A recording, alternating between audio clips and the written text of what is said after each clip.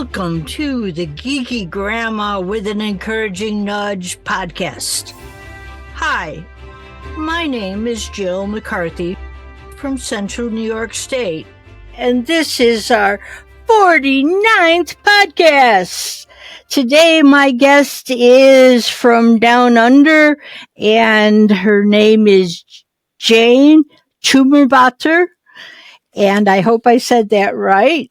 And she is from Sydney, Australia. And let me read her bio and then we'll get started. Jane has a Master NLP and integral coach.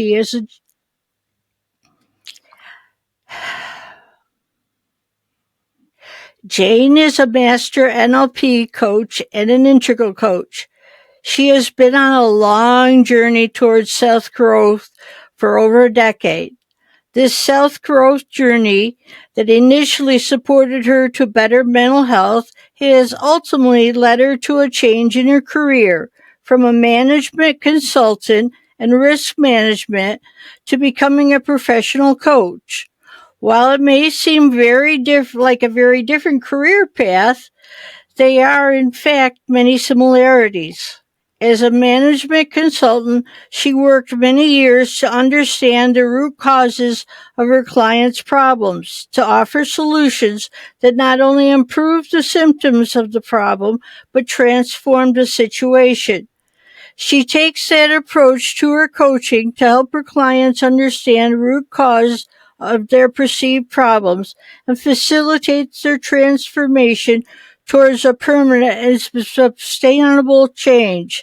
She uses NLP and integral theory and management consulting methods in her coaching.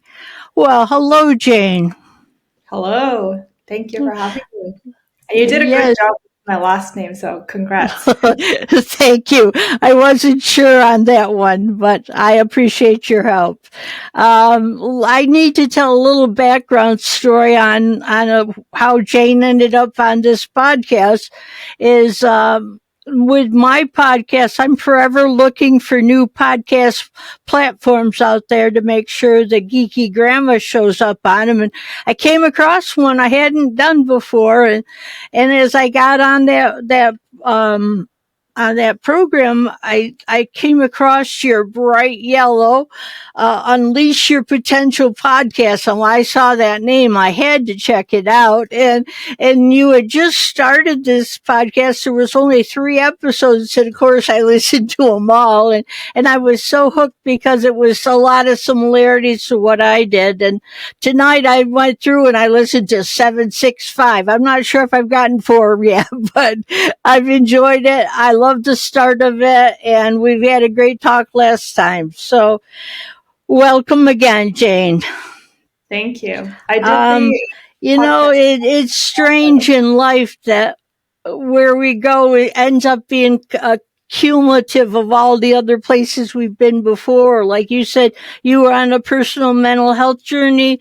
You were training to be a management a PR person, and then all of that turned the corner. So tell us about that story. Yeah. So I'm still working as a consultant right now, and I've just started my coaching business. So let's see how things go. But what happened was I've had a long time ago, I started my spiritual journey. And when I talk about spiritual journey, I'm talking about, how to better myself. So I started that over a decade ago, maybe 15, 20 years ago. And I'm a quite rational person. So I've always had this 2 sides of me where part of me really is into this business and, finance, because I studied finance and kind of this concrete world theory. And a part of me was really fascinated about spiritual theories. And I couldn't really quite connect the two. It's always been a hobby of mine. I read on, different topics. And 3-4 years ago, I got a job offer where I could manage people. And I've had plenty of different managers myself. I wanted to be the one that was good, so I didn't want to be a bad manager. So um, got recommended by a friend to this NLP course because a lot of managers take it and salespeople take it, and so I wanted to be a good manager, so I signed up to it, and it really blew my mind because it finally connected the two worlds for me. So this concrete, really kind of scientific, rational world, and also the spiritual world, and it just made really great sense. So I ended up studying all of the courses that their program was offering. And throughout that, I never really thought I would be a professional coach. But what happened was, because I was getting more and more advanced training, I was initially, my classmates would be, fellow managers or salespeople, just corporate people. And then as as I studied even more advanced versions of the training, they became more professional coaches. And I realized, oh, I didn't realize you could do this full time or professionally. So that's what opened my mind. And as part of those trainings, because they're designed for coaches, I got to practice a lot, and I got the experience of coaching people, and I realized I really love it. So that's why I decided to have my own business, coaching others. Very good. And as I was listening to you tell about yourself and your journey, I kind of chuckled. Now I know why I easily got drawn to you. You said you were very concrete and the scientific and the mathematical side. And I taught second graders for years, and they are very concrete, and I could get along with them because I could explain it very concrete. And I even do that still with the ladies. I make it very tactile so they can see what I'm talking about. And your love of learning, how you just kept learning and learning and learning. And I know that fuels me. So that's a similarity. I'm surprised to hear you say that people in management take NLP. I didn't know that till you just said it. So, but Well, it's I not, guess it makes sense. yeah, it's not a vast Go ahead. majority of people. It just happened that I think it's a very small portion of people that go there. It's only the people who knew, but on when I did the training, there were plenty of people who were, managers, leaders, and also salespeople, and just different kind of people who need to work with multiple stakeholders and need to know different people's perspectives. Yeah. Yeah. Well, it's a great system, and it can go back to resolving where an issue started, and to find a new set of beliefs to help them Yeah. to go on further. That's a great thing to know. I love to learn a new fact every day, so I can check that off for today. Um, when we when we were talking, you were giving me some of your background, and you'd traveled in many places already in your young life. So could you tell us a little bit about your background, where traveling, where you grew up and where you've lived over the years? Yeah. So I was born in Mongolia, and I grew up there until I was 13, and I moved to the States. I lived in Colorado for about 4 years. I did my high school in Colorado in a small town called Longmont, right next to Boulder, for those who don't know Longmont. Everyone seems to know Boulder, so that's easy. And I moved back after finishing high school. I did my uni in Mongolia, started my career, and then I moved to New Zealand, Wellington, for 18 months, and then I moved to Sydney. So that's all the places I've lived. Oh, okay. That certainly is an interesting journey. Um, Oh, let's see. Oh, I know. I have a word circled that's called depth. How you like to go really deep in your learning, and I'm sure that helps with your clients too, doesn't it? Can you expound on that a little? Yeah, so ever since I was a kid, I always asked why, and it used to annoy my mom a lot when I was a kid, I would go, I would ask questions like, why is this happening? And then she would give me an answer and go, but why is that? And why is that? And she would just end up saying, I don't know. Stop asking why. So I think it's a question that drove me for everything. And I love solving problems. That's why I was really into math problems, because I loved finding the answer and figuring out how to solve the problem. And I think that's why I love management consulting, because I'm usually put in situations where a lot of people have tried and they couldn't figure out. So then we get hired to solve it for them. So I find that challenge. And again, part of the reason that I love coaching is because when I'm coaching someone, I'm also following the thread of what they're offering and just getting deeper and deeper into what's happening. I think for me, and this is something that I've been realizing lately a lot, is when I start something, if I love something, I just go really, really deep into it because I just can't get enough of it.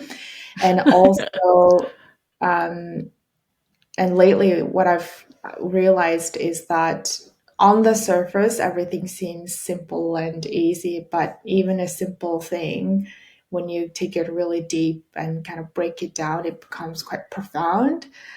So that those are the kind of practices I've been dealing with or practicing lately. Just even breathing, if I wanted to change my breathing, how would that work, and also what it means and what does it uncover within me, because there's a lot of different patterns of the way that I breathe and different thoughts about it. So even a simple thing can be really, really profound if we just take it to a deeper level. Right. And when we were doing the pre-podcast last week, we talked a little bit about the depth, and I said, well, that sounds a lot like in a highly sensitive person. I don't know whether you are or you aren't, but it certainly sounds that direction, because they do have that depth of processing that literally it goes further back in their brain to process. So it scientifically it has to take longer because it's going to a deeper place in the brain to discuss it. And what a marvelous ability in coaching to follow the thoughts that's coming into you with your problem solving mind, to go very deep, to help people to get to the root of an issue rather than just, scratch at it. And then, because that would be like snapping off a weed. It would just grow back again. But if you go to the root and pull it out and correct whether it needed more light or less water or whatever, and Yeah, to help the healing happen. Yeah. exactly. Wow. That's amazing. And we're each one of us is different, and each one of the clients we run across are different, and each one needs a special somebody to help them. And you come with those gifts, and even as your life goes on, you'll gain more skills, whether it's something from a place you lived or a book you read or a job you've had. You bring those to that people and offer a greater service, and that's a wonderful thing. Thank you. Thank you for that. You're most welcome.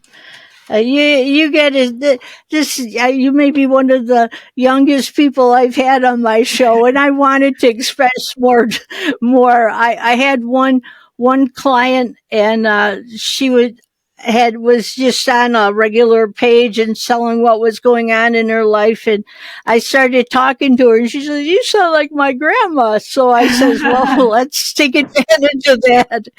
And so I do want to extend to my audience and to this young gal here.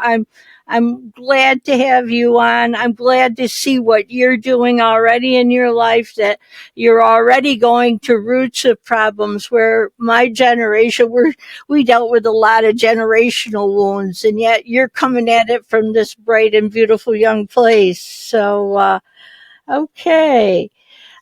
I have a list of some of your favorite things to do, and they were pretty unique. That you liked fashion and scuba diving, and you like tennis. Could you tell us about your fun times? Yeah, so scuba diving is a recent discovery of mine. And so I said I'm from Mongolia, and it's a landlocked country, so we're not really familiar with the water. Everyone's scared of it. And I think I saw the ocean for the first time when I was maybe 16, or yeah, 16.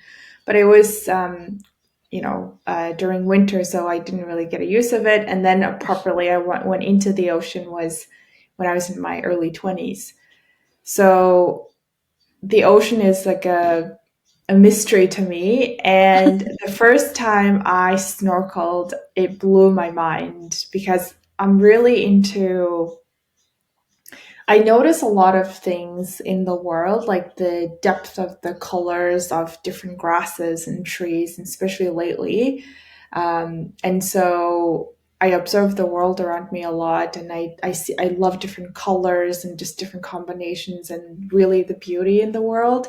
And Uh that's huh. why I think I like fashion, is because I really like the details of certain things, and it really fascinates me. So the first time I snorkeled and I saw the underwater world, I was so blown away with the different colors that I don't see on the ground. Um, Right. and just so many different colors and shapes and forms, and I was amazed. So I decided to get a scuba diving certificate, but then again, being myself, I love going deep. I ended up doing master scuba diving course, so I can technically lead people. I Okay. can, yeah, I can save people. So I've kind of gone through all of that training, partly because I know I'm not super familiar with water, and there was a bit of fear in me that I wanted to kind of face Uh it. huh. And so I wanted to make sure that I have this fear. I'm not, very 100% comfortable with water. I want to do the proper training just in case anything happens, that I can save myself or save others, so that I have a bit of comfort. And the second thing was I wanted to challenge myself to see if I could do it, knowing that I'm fearful of water. So I ended up finishing the course, which is good. But yeah, just every time I go snorkeling or go diving, and I go to exotic places to see the underwater world, and I find it really, really amazing. The Huh. colors and shapes. Yeah. Wow, what a proactive way of dealing with it. You're that like Susan Jeffers' book, Feel the Fear and Do It Anyway. You're a perfect model of that. And what a great skill. And as you work with different clients, you can help them to approach their lives a little more in that direction. So, Mhm. I love your depth of colors. Uh, uh, my classroom, I used to make it as colorful as possible every year. I'd find the latest Disney movie and I'd buy wrapping paper and put it on the wall of all the characters and I'd make it just as bright. I used to say, if it isn't bright enough to keep my eyes busy till at least January, it's not bright enough. And not, no, I know you're not a second grader by any means, but we would have been right at home. And Yeah. my home is now very bold colors. So, I love hearing about your depth. I don't hear that in everybody, but some people are built that way. I am so glad that you know it at this stage of your life and that you're already building your life accordingly and that you love to learn and you're willing to explore. The gals that I work with, I tell them to go for the desires of the heart. And you've already started that direction. Could you tell us a little bit about that? When you wrote, you said your self expression and that your podcast had to do with that. Would you take it up a little from there? Yeah. So I recently started a podcast, which is how we got connected. I've been wanting to become a coach ever since I realized that I could do it, and I loved doing it. It's taken a bit of time for me to really start things going, and I'm finally on the way, which I'm really happy about. But yeah, part of it is I had this need or this, energy in me that wanted to share, because I've spent a lot of time, years, reading and studying about different theories and, about self development, which turned into spirituality. Um, and I think there's a lot of similarities between self development and also the theories that I've been taught in risk management, or even just management consulting, in terms of solving problems. And I think I bring a different, or maybe a unique perspective, just because it's my journey, because I've done this consulting, and I've done risk management, and I've done NLP, integral theory training. Not many other people would have these combinations. Um, and I have a lot to share, and I just wanted a platform to share that. And it's part of also a self-expression, because it's something that I wanted to do for a long time, and also to help other people, because I have all this information. I don't get to, sit down with my friends and preach them about what I know all the time, because the topic moves on. So I get to maybe share a glimpse of one tip or one thing that I've learned. But I wanted to Yeah. share it so that maybe if other people who are as interested as me, as passionate about me, as about self development as me, could listen to it and maybe get some tips. And yeah, they can also work with me as well if they want coaching. Yeah. Well, I'm somebody that likes to learn all the time too. And recently I've been learning about, um, uh, human design. And 10 to 1, I bet you're a projector, because that's exactly what projectors do. They go deep. They have all kinds of vast knowledge. They're just longing for a place, somebody to ask them and be willing to listen what all they have to share. Does that about sum it up?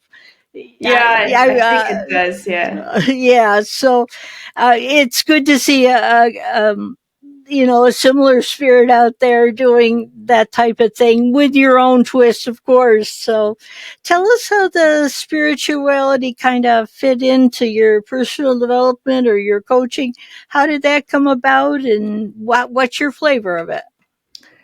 Yeah, so I've got my very interesting, I guess, personal perspective. I grew up in I would say, more Buddhist environment, but I wouldn't say people practice you know, they go through the motion of what Buddhism is, because that's culturally fit. We have Lunar New Year's, and we go to the monastery on certain occasions and go to see monks on certain things. But I've noticed that not many people actually live the principles, because I've read about the Buddhist principles, and not many, like, people use spirituality as to kind of get ask for forgiveness or ask for things that they want, but they're not really living the principles.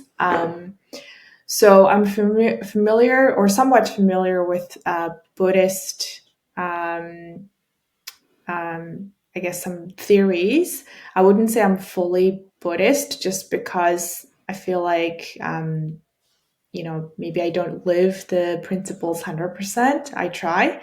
And I'm open to all religions at the same time, but I don't follow any. So I'm more of a, in cognitive theory, there's brain patterns that we have, which kind of defines our behavior. So when it comes to spirituality, I'm more internal authority type of person, meaning that I decide inside of me what's right for me. So when I think about spirituality, I'm thinking about So I have a body which has a need, and I have mind, and then I have a spirit or this energy around me that is very hard to explain, and I call that spirituality. And there's this different energy force that just is within all of us, humans, animals, plants, anything alive. So that's what I really think about. And when I, hear different theories about spirituality or different concepts, I just use the teaching in that context and kind of try and learn from it. Does that make Mm-hmm. sense?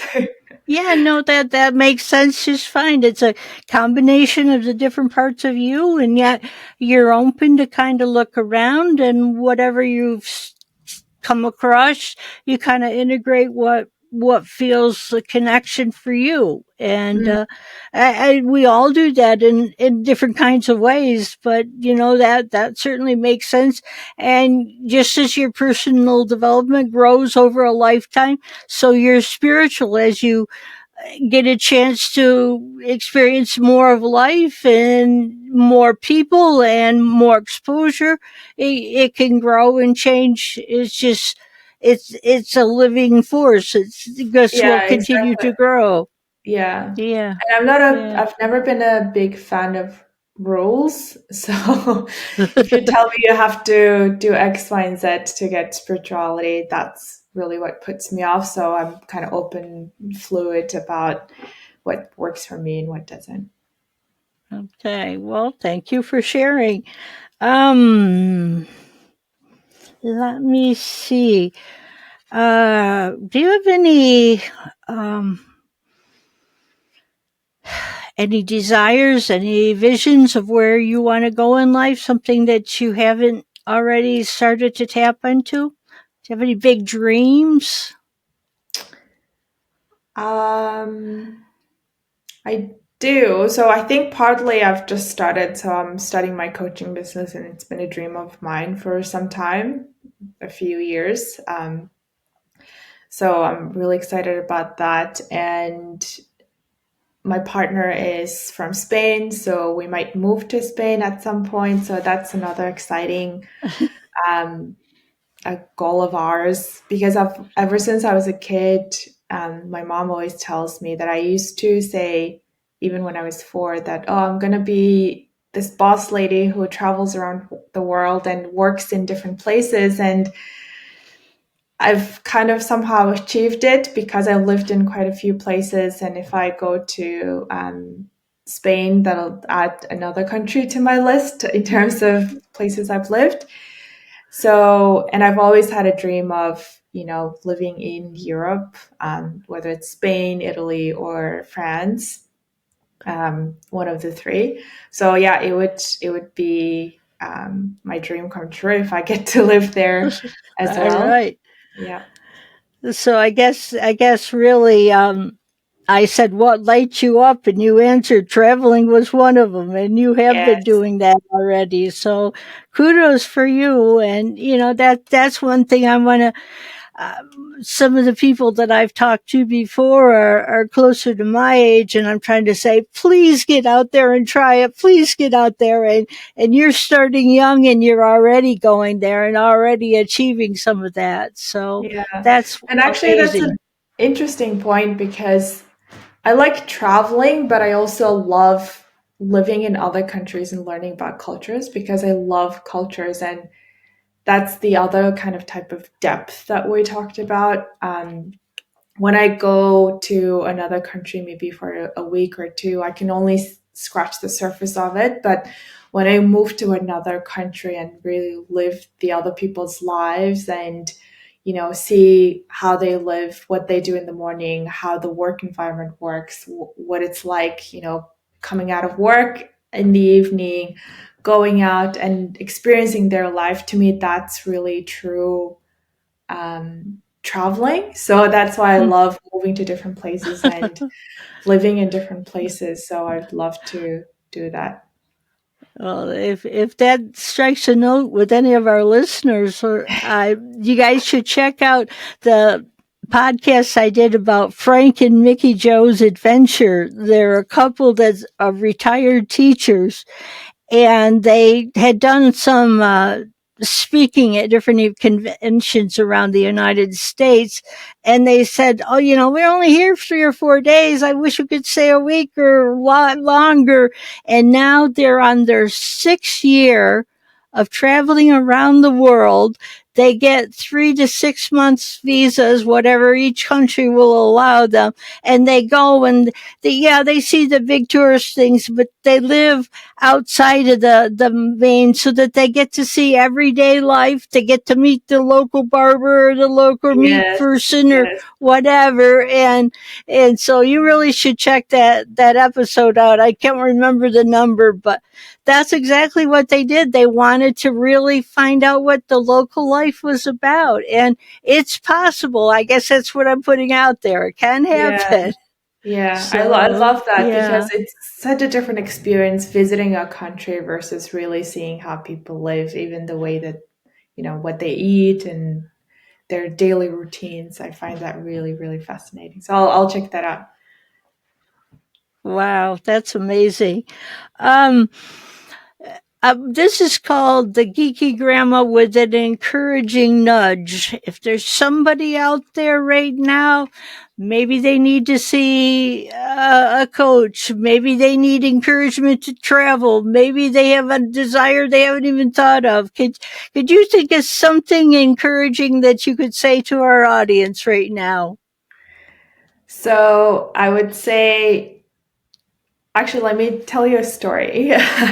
Go um, for it.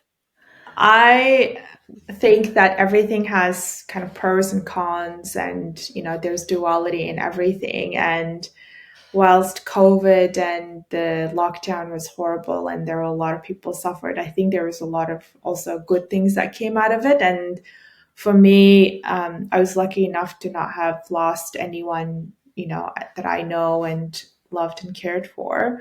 Um, but during lockdown, it was really a surreal experience for me because in Australia, the restrictions were quite strict.